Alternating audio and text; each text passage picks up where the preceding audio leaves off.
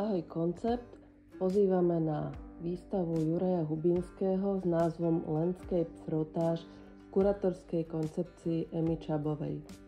Táto výstava potrvá do 14.4.2024 v Trenčianskej galérii Formát hneď pri železničnej stanici. Juraja Hubinského sme už trošku predstavili v jednom z minulých videí, takže ako vieme je architekt a zároveň maliar a na tejto výstave nám ukazuje, čo sa stane, keď začne architekt maľovať. Kurátorka Ema Čabová píše v sprievodnom texte: v sérii malieb sa mieša úprimná fascinácia médiom a maliarskými postupmi so špinou, architektonickým odpadom a prvkami, ktoré ostávajú ukryté hlboko v tele stavieb.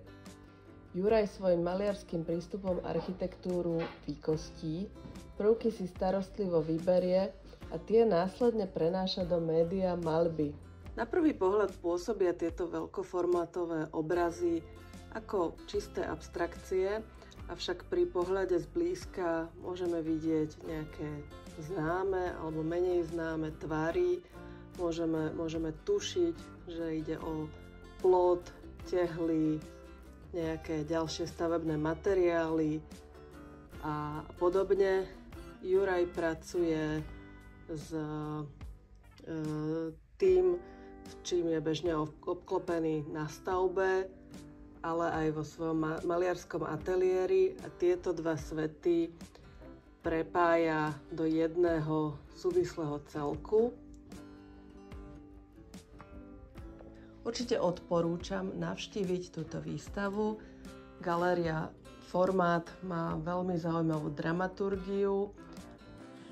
Výstava je veľmi inšpirujúca a prináša zamyslenie divákovi, prináša inšpiráciu aj vtip.